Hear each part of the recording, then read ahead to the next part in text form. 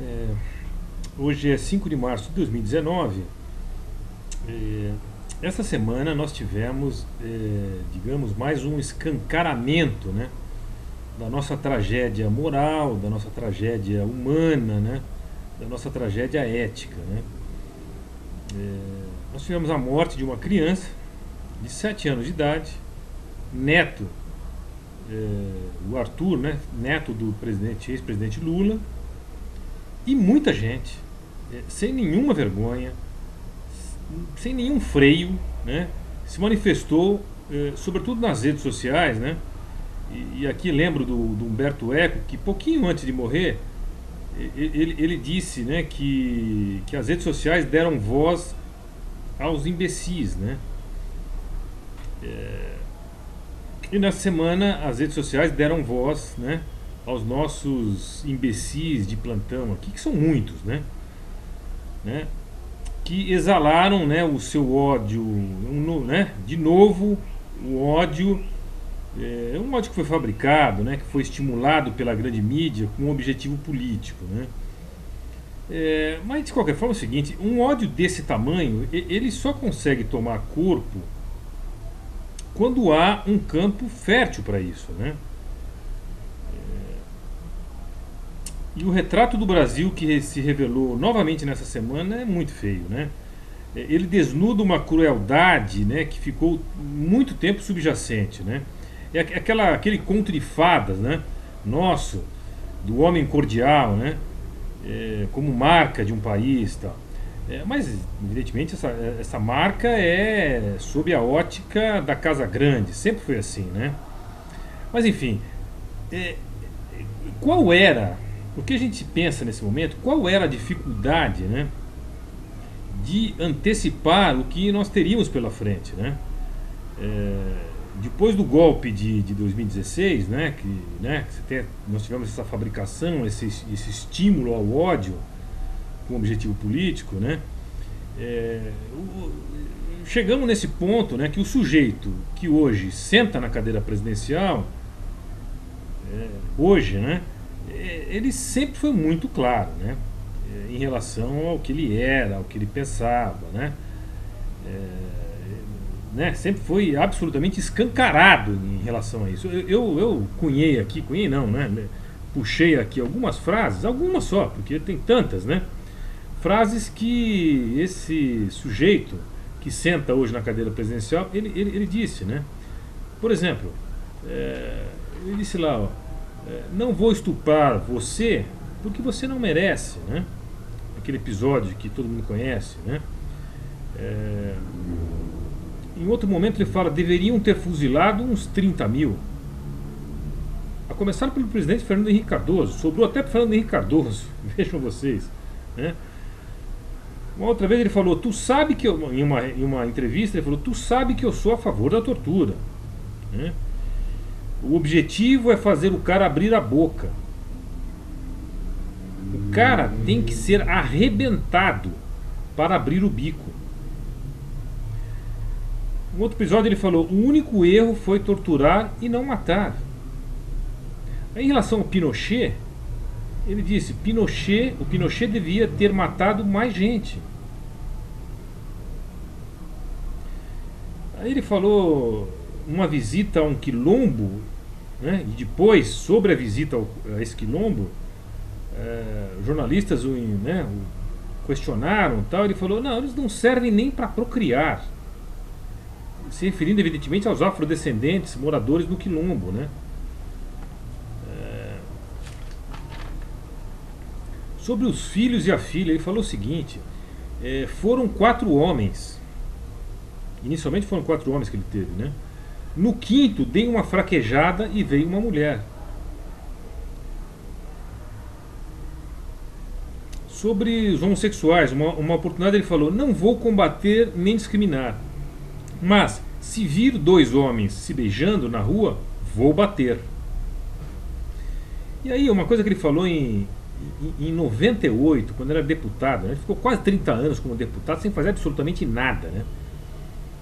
Ele disse o seguinte: a cavalaria brasileira foi muito incompetente. Competente, sim, foi a cavalaria norte-americana que dizimou seus índios no passado e hoje em dia não tem esse problema em seu país. Quer dizer, esse sujeito, cara, ele é o presidente, o nosso presidente atual. Quer dizer, é bem verdade que esse governo ele não foi eleito pela maioria dos eleitores, né? Mais de 89 milhões de eleitores não votaram no Bolsonaro. Mas 57 milhões votaram. A questão é como entender isso, né? Além, é óbvio, da destruição programada, né? Foi programada, planejada, estruturada, né? Da imagem do PT, né? Do Lula, da prisão do Lula, inclusive feita por um outro, né? Sujeito que viria a ser, né? Como virou ministro desse governo, né? Me refiro evidentemente ao Moro, ao Sérgio Moro, que foi alçado, é inacreditável, né?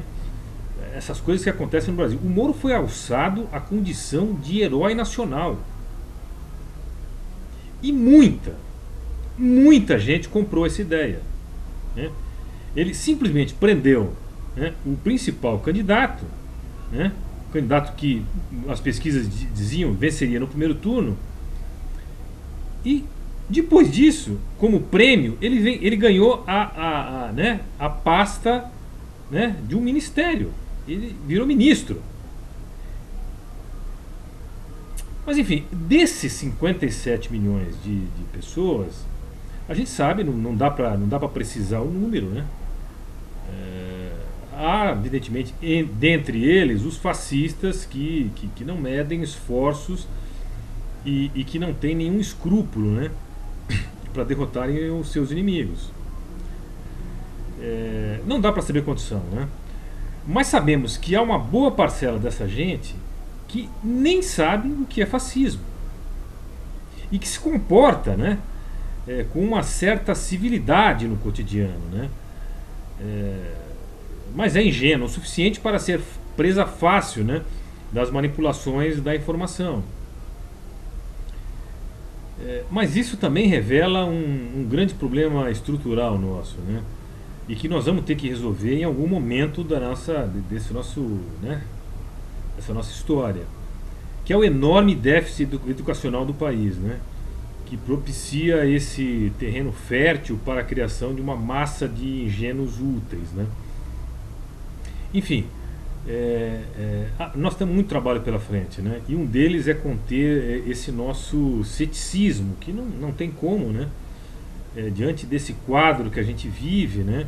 O ceticismo, né? E essa desconfiança de que, né, a construção, né, não só dessa nossa história, mas a construção de um projeto, né? De um projeto de democracia, né? Porque a gente vinha consolidando aos trancos e barrancos, né? Nós vimos consolidando, né, a democracia que foi, né, sobretudo de 2016 para cá, esse processo, né, de construção da nossa democracia, ele foi abruptamente interrompido, né? Então nós vamos ter que patinar tudo de novo, enfim, né? E nós dizíamos ali, né, no momento da eleição, no processo eleitoral, nós dizíamos que a gente estava escolhendo ali entre, né, um projeto civilizatório, né, um projeto, não é mais do que um projeto, mas um projeto civilizatório, ou a barbárie, né?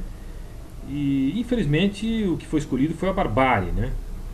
Então não há dúvida, né, que a gente tende a ter um crescimento, né, do nosso ceticismo, né? Então uma das coisas que nós temos que enfrentar nesse momento nosso esse, digamos, avassalador ceticismo, né? Mas não é o que fazer, né? Tem muita coisa para ser construído, enfim, e sobretudo, digamos, voltar, né, novamente a um processo de humanização, né, das questões, né, que devem se sobrepor essas questões, né, e em algum momento nós temos que vencer esse ódio, enfim, e esse é o caminho. Não tem, evidentemente, outra coisa a ser feita. Mas que é triste, né? É isso.